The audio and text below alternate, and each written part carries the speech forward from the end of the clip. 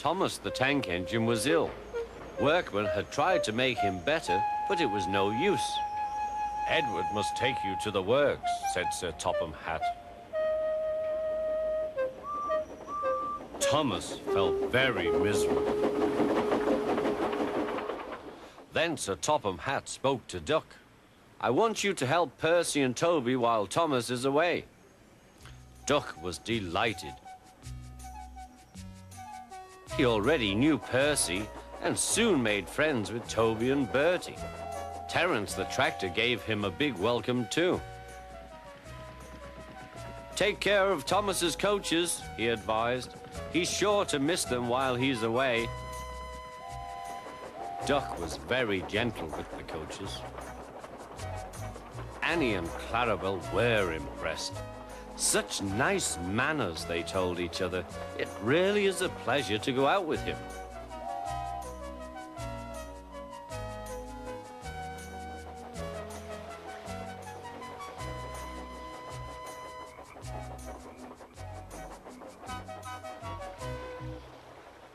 When Thomas came back, Annie and Clarabel told him how well Duck had managed.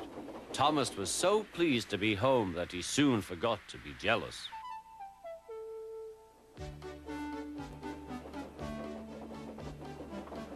The works had left Thomas's handbrake very stiff. It made his brakes seem as if they were hard on, when in fact they were not.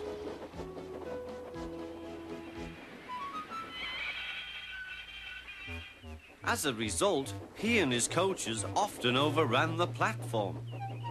Thomas found this most embarrassing. Gradually, his driver and fireman learned to be extra careful. But one day, Thomas's fireman was ill, and a relief man took his place.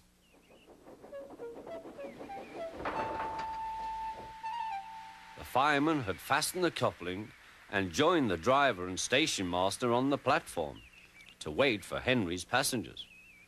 The fireman had forgotten all about Thomas's handbrake. Thomas simmered happily. Not long now, he thought, as he saw Henry slowly approaching. But Thomas's brakes were not hard on, and suddenly he felt his wheels begin to move. He tried to stop, but he couldn't without his driver and fireman. He tried to whistle a warning, but he couldn't do that either. The conductor, driver, fireman, and passengers were all stranded on the platform. "Stop! Stop!" shrieked Annie and Clarabel. But Thomas, with plenty of steam, kept on going. The alarm went out down the line. "Stop the runaway!" There, ready for action, was Harold the helicopter. The inspector had made a plan, and together they took off into the sky.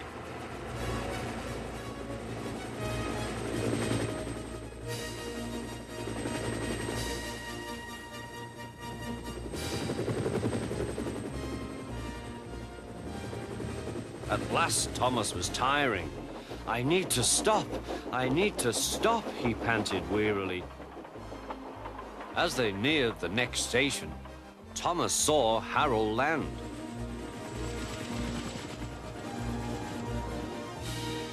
They entered the platform slowly enough for the inspector to act.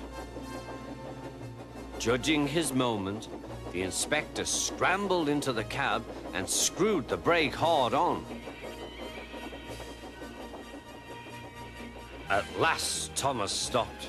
Both he and the inspector were very relieved.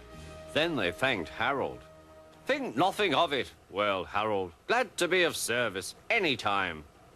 "Phew," remarked the inspector. "We must never let this happen again, Thomas." Wearily, Thomas agreed with him.